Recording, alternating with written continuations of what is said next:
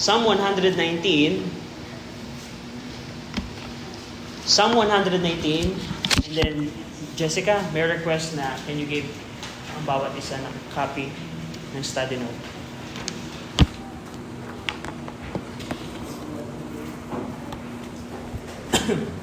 Psalm 119. Alam natin po ang Psalm 119.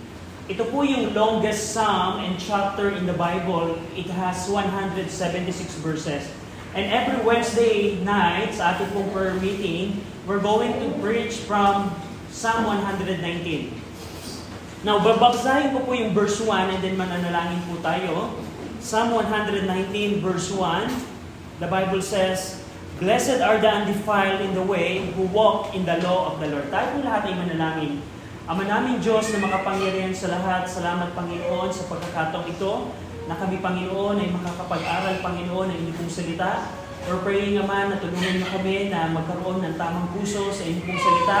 Makita namin Ama ang kalooban po ninyo. And we're praying Ama na pagpalain niyo po ang inyong salita aming papakinggan. At I pray Panginoon na i-challenge niyo po kami through your word na magkaroon ng pananalangin ang ayon po sa inyong salita. Tulungan niyo kami. In Jesus' name we pray. Amen. Now, every Wednesday night po, pag-aaralan po natin ang Psalm 119 na merong pag-focus o merong pagbigay doon sa pananalangin. Now, ang Psalm 119, alam natin po na David wrote this psalm and meron tong tono at meron tong expression ni David na naka-align sa kanyang naging buhay at experience sa kanyang Christian life. At alam natin, ang Psalm 119, ang main theme ng Psalm 119, ang pinaka-tema, ang pangunahing tema ng Psalm 119 ay ang salita ng Diyos. Alam natin na maraming ginamit na titles, ang psalmist sa Psalm 119, nadyan yung commandment of the Lord, yung judgment of the Lord, precept of the Lord, statutes of the Lord, and etc. So, alam natin, ang pinaka-tema ng Psalm 119 ay ang salita ng Diyos. At alam din natin na ang Psalm 119, ito po ay nasulat in an acrostic format or alphabetic acrostic. Na ang ibig sabihin po nito, ang bawat stanza ng Psalm 119, ito po ay naglalaman ng 22 stanza. Mapapansin nyo yung verse 1 to 8, yan po ang first stanza. Verse 9 to 16, yan po yung second stanza. And hanggang dumating sa verse number 176. First stanza ay merong 8 verses. At yung bawat stanza nito, ito ay nakasulat sa acrostic format. Anong ibig sabihin nun? Yung first stanza, ang unang word nito ay Aleph, yung Hebrew alphabet. Yung pangalawang stanza nito, verse 9 to 16, ito ay pangunahing letter nito ay yung letter Bet ng Hebrew alphabet. And etc. Now, ang Psalm 119, katulad ng nabanggit natin kanina, ito po ay nasulat sa ang pangunahing tema po ng Psalm 119 ay ang salita ng Diyos, ang Word of God. Pero gusto kong pansinin natin as we're going to study ang Psalm 119, na ang Psalm 119 is also a psalm of commitment. Hindi lamang ito nakapokus sa relationship ng psalmist sa salita ng Diyos, pero yung Psalm 119, ito din po ay nakapokus sa commitment ng isang psalmist sa Panginoon. Tingnan nyo halimbawa ang verse number 7. "I will praise thee with uprightness of heart, when I shall have learned thy righteousness." Verse 8, "I will keep thy statutes, o forsake me not utterly." Yung praises na I will and praise na I shall, which shows the psalmist's commitment, it appears 24 times in Psalm 119. Yung mga praises na aking gagawin, o I will, yung praises na I will and I shall, ito ay highly emphasized in Psalm 119. Anong pinapakita ko nito? Nagpapakita ito na ang Psalm 119, ito ay puno din ng commitment ng psalmist para sa Panginoon. Not only that, ang Psalm 119, it is also a psalm of praise. Ito din po ay naglalaman, hindi lamang ng main theme na to na relationship ng psalmist sa salita ng Diyos, ito din po ay naglalaman ng mga pagpuri sa Panginoon. Halimbawa, in Psalm 119, verse 12.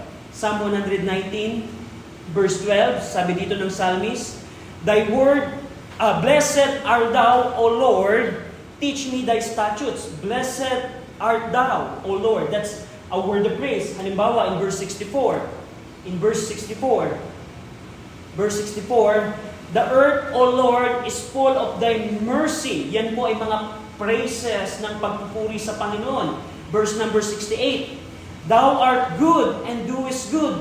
Teach me thy statutes. Verse number 90, Thy faithfulness is unto all generation. Thou hast established the earth, and it abideth. Verse 137. Verse 137. Righteous art thou, O Lord, and upright are thy judgment. And verse 156. Great are thy tender mercy, O Lord. Quicken me according to thy judgment. Yung po ang mga verses na nagpapakita na ang Psalm 119, it is a psalm of praise. Hindi lamang ito nakapokus sa relationship ng psalmist sa Word of God. Hindi lamang ito nakapokus sa mga commitment ng psalmist para sa Panginoon. Ito din po ay psalm o awit na nagpapakita ng pagpuri sa Panginoon. And also, ang Psalm 119, it also highlights, ipinapakita din po nito how the psalmist prays in relation to the Word of God. Ito din po ay nagpapakita, ang Psalm 119, ito po ay nagpapakita kung paano ang psalmist ay nananalangin in accordance sa salita ng Diyos. Ang Psalm 119, hindi lamang ito nagbibigay focus sa relationship ng psalmist sa salita ng Diyos, sa kanyang commitment, sa kanyang pagpupuri. At isa din bagay na makikita natin sa Psalm 119, kung paano ang psalmist ay nananalangin in relation sa salita ng Diyos. At yun ang magiging focus natin sa ating pag-aaral ng Psalm 119. Of course, alam ko na ilang beses na nating nadaanan ang Psalm 119, ilang beses na nating napag-aralan ng Psalm 119, pero gusto ko pong i-challenge ang bawat isa po sa atin na manalangin katulad ng psalmist in relation sa salita ng Diyos. And by the way, as I survey yung Psalm 119, alam nyo ba na almost all stanza ng Psalm 119 ay merong prayer ang psalmist? Mula yung bawat stanza, maliban lamang sa dalawang stanza, wala akong nakitang 20 out of 22 stanzas ng Psalm 119, meron itong panalangin. Meron itong panalangin at yun ang magiging focus natin. Na tayo bilang mga Kristiyano, of course, marami tayong prayer requests, pero gusto natin manalangin according sa kalooban ng Panginoon.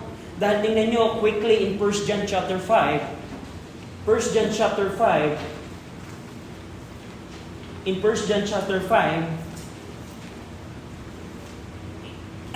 1 John chapter 5 verse 14, 1 John chapter 5 verse 14, 1 John chapter 5 verse 14, sabi dito ng Bible, and this is the confidence that we have in Him, that if we ask anything according to His will, He heareth us. At yan ang napakagandang pangako ng Panginoon. Kung tayo, mga mananampalataya ay mananalangin according sa kanyang kalooban, papakinggan tayo ng Panginoon. At yun ang ating magiging focus sa pag-aaral ng Psalm 119. Titingnan natin ang bawat stanza ng Psalm 119.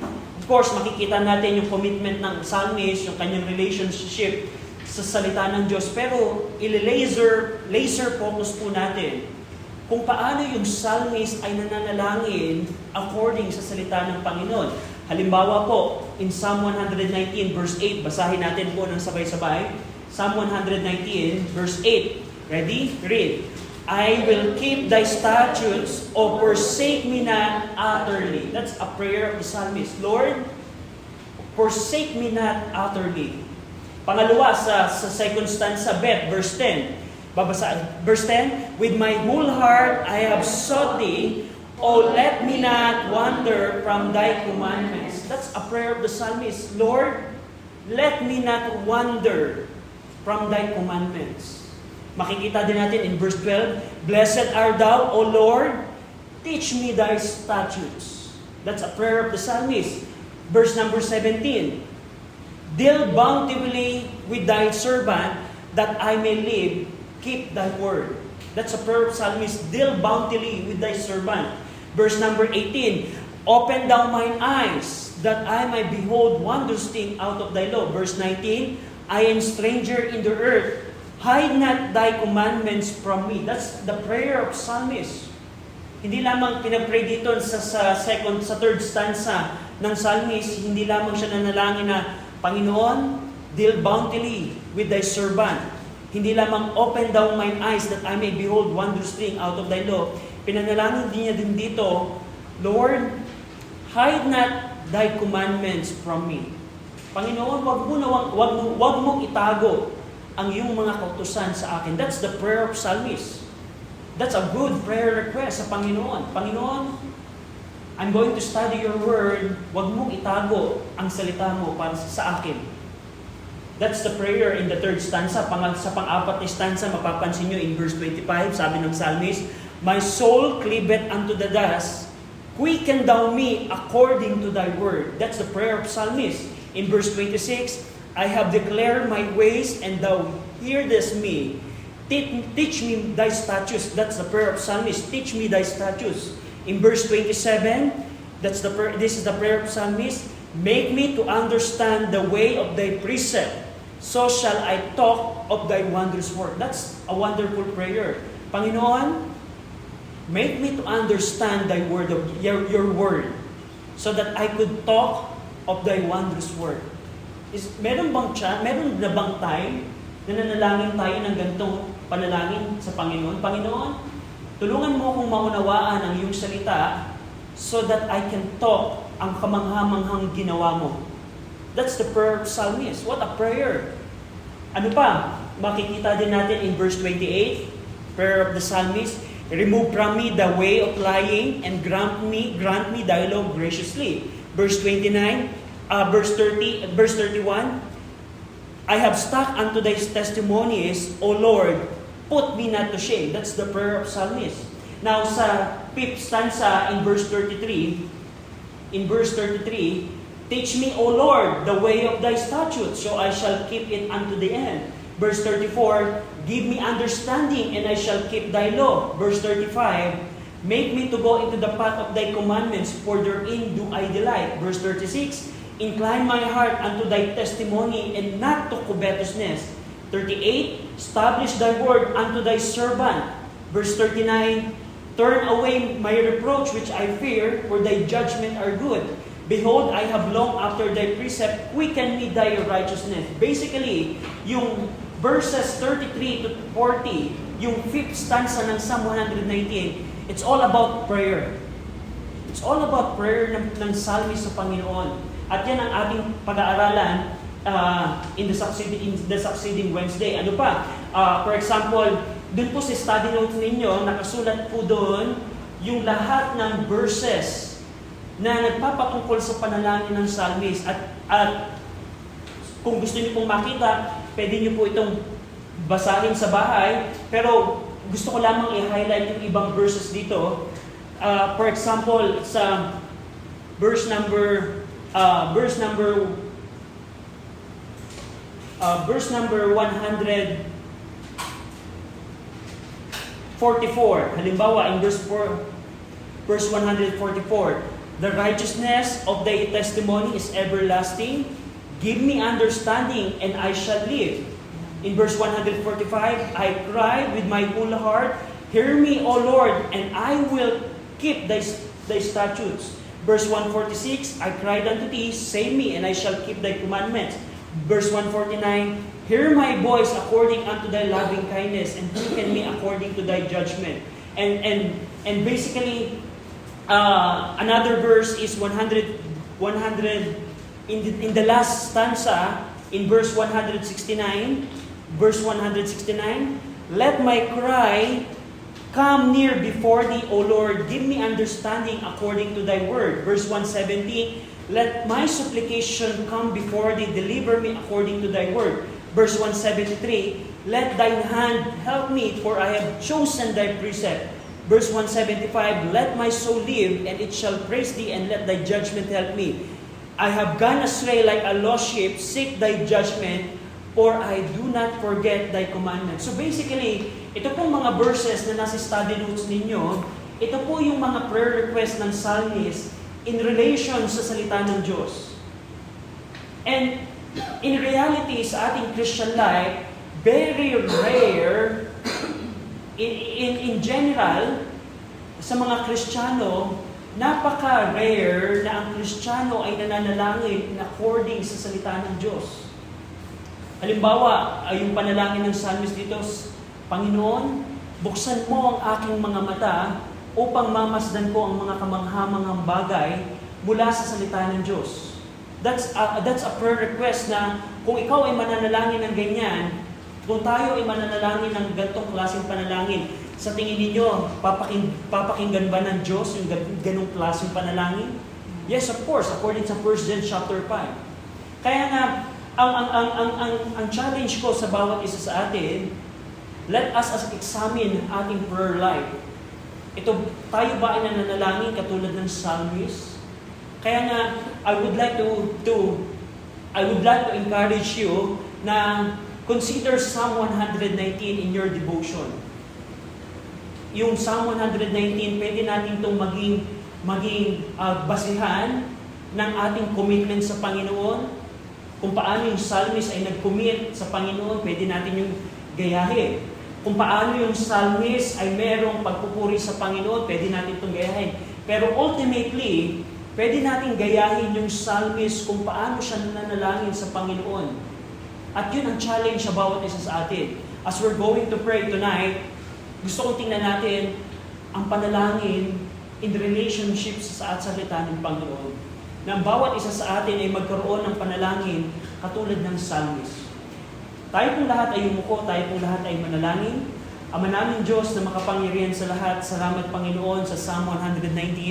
We're praying, Ama, na ang Psalm 119 ay maging pagpapala sa bawat isa, especially, Ama, sa aming pong prayer life, kung paano ang psalmist ay nananalangin sa inyo, paano si David ay nanalangin sa inyo, ay magkaroon kami ng katulad na prayer life. And we pray na tulungan niyo po kami sa gabing ito, na patuloy kayo ang aming maitaas at maluwalhati. In Jesus' name we pray. Amen.